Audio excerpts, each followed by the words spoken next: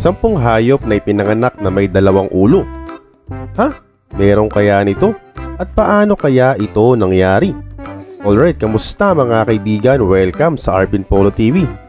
Kung merong mga taong pinanganak na sobra o di naman kaya kulang ang parte ng katawan, meron din naman sa mga hayop. At isa na nga ang kondisyon na tinatawag na polycephalic. Isa itong karamdaman o kapansanan kung saan ang hayop ay pinapanganak na merong 2 ulo. Ganun pa man, ayon sa ibang mga tao, na isa daw itong biyaya mula sa ating Diyos. Ang iba naman ay sinasabi na isang araw itong sumpa. Ikaw, patingin mo, sa kabila nito, kahit ano pa nga ang kanilang mga itsura o mga postura, ay isa lang ang malinaw. At ito, karapat-dapat pa rin silang ingatan at pangalagaan. Dahil isa nga rin sila sa mga dahilan kung bakit nagkakaroon ng kulay ang ating mundo. Kaya naman sa video na ito, itatalakayan nga natin ang 10 hayop na ipinanganak na merong 2 ulo.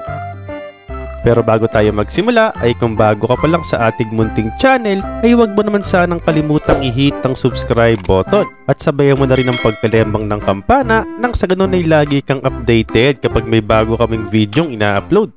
Kaya, simulan na natin. Number 10. Lucky the Calf. Ang maswerteng calf na ito ay pinanganak sa isang farm sa Kentucky. Pagmamayari ito ng mag-asawang sina Stan at Brandy Macubin. Ayon sa mag-asawa, sa 7 years nilang nagpa-farm ay ngayon pa nga lang sila nakakita ng ganitong klaseng hayop. Ganun pa man, ang calf na si Lucky ay walang 2 ulo pero meron siyang 2 mukha. Meron pa nga siyang 2 bibig, 2 ilong at 4 na mga mata. Pero meron lamang siyang isang utak. Kapag pinapakain nila ang isang bibig ay kasabay ding ngumunguya ang isa pa nitong bibig. At ayon sa may University of Illinois ay handa nga silang tulungan si Lucky at idaan siya sa isang surgery para humaba pa raw ang kanyang buhay. Pero isang linggo matapos ang operasyon ay hindi na nga kumakain si Lucky at sa kasamang palad ay binawian nga ito ng buhay. Nabuhay siya ng halos 108 days at ito na nga ang naitalang pinakamahabang calf na nabuhay kahit mayroong 2 muka.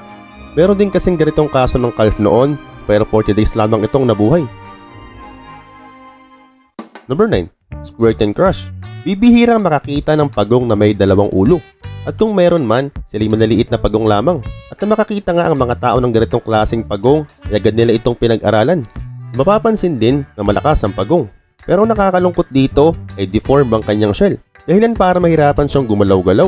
Ganun pa man, ang mga tao nakakita sa kanya ay binigyan siyang pangalan bilang Squirt and Crush. At ayon din sa mga dalubhasa ay bibihirang mabuhay ng matagal ang ganitong klaseng nilalang. Dagdag pa, isa lang sa 1,000 two-headed turtle ang nakakasurvive at tumatanda ng malakas. Two-headed cardinal. Kung sa kanina ay pagong, ay pumunta naman tayo sa ibon na may 2 ulo. At ayon sa mga pag-aaral ay talagang hindi mabubuhay ng matagal ang ganitong klaseng ibon sa may wild.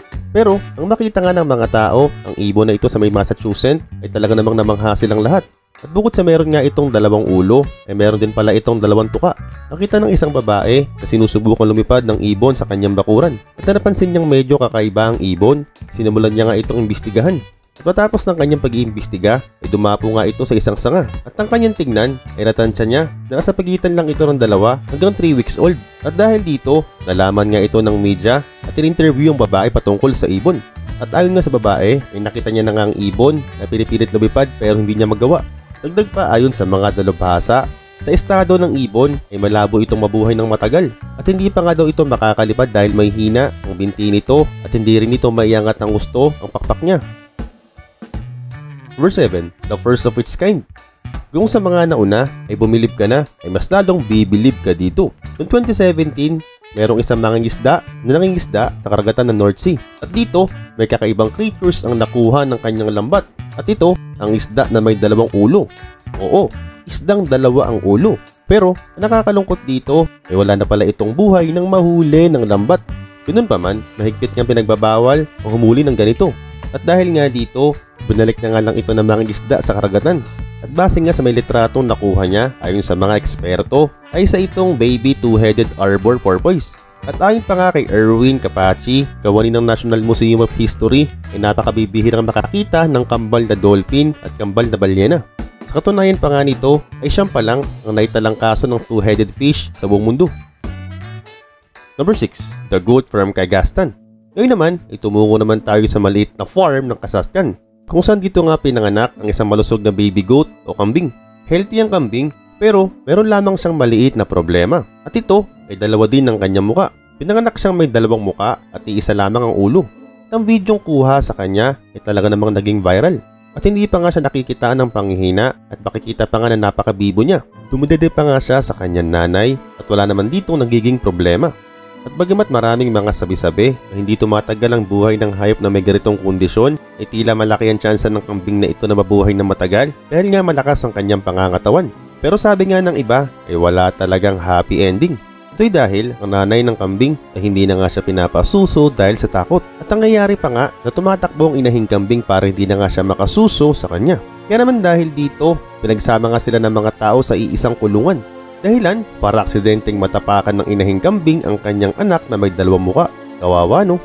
Ganun pa man, sayang ang pagkakataon na makikita nga natin na kung papaano at kung anong itsura ng kambing kapag lumaki na ito. Number 5. Two-headed dragon. Ang dragon na mayroon dalawang ulo ay maraming nakakaalam na makikita mo lamang ito sa mga libro, comics o di naman kaya sa mga online games. Pero ang kalima sa ating listahan ay literal na dragon na dalawang ulo.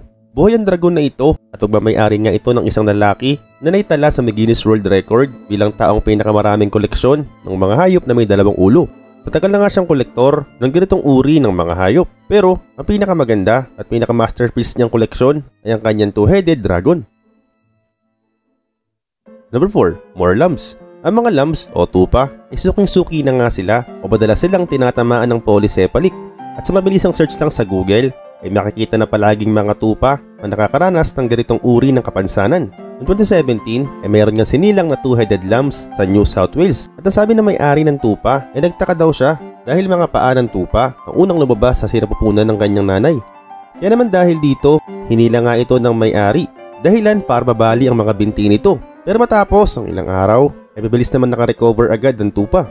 Dagdag pa, kung babalik ka ng taong 2008 ay mayroon ding two-headed lambs ang sinilang sa West Bank. At dito, tinuring ito ng mga tao bilang isang biyaya mula sa itaas. Dagdag pa, ginagawa nga nila itong negosyo at pinagkakakitaan nilang ganitong uri ng tupa. Sinasali nila ito sa mga karnabal at sa mga iba pang mga fictional activity. Number 3. Two-headed little pigs. May isang farmer sa may China na natuwa ng gusto ng mga anak na maraming malulusog na biik ang kanyang inahing baboy. Pero napansin niya na mayroong naiiba sa mga biik.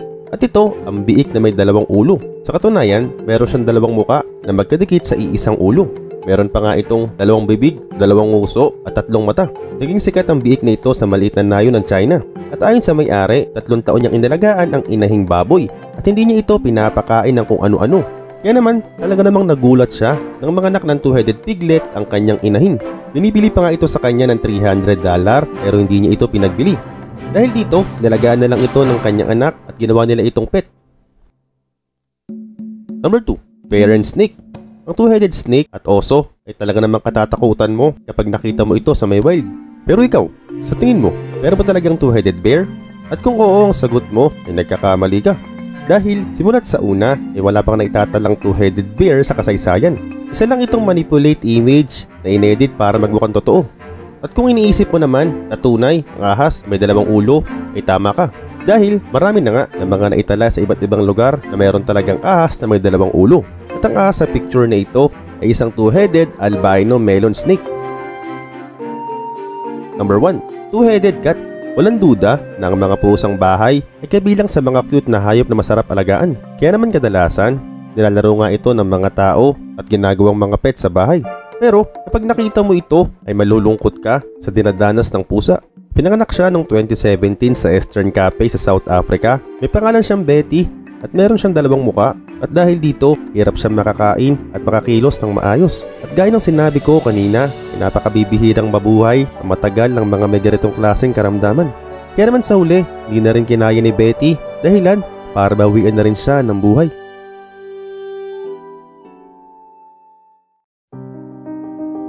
Alright, once again, this is Arvin Polo TV. Hindi lang ito basta ikinuwento. Ito rin ay nakakapagpabago ng pananaw mo sa buhay. Thank you and see you on my next video.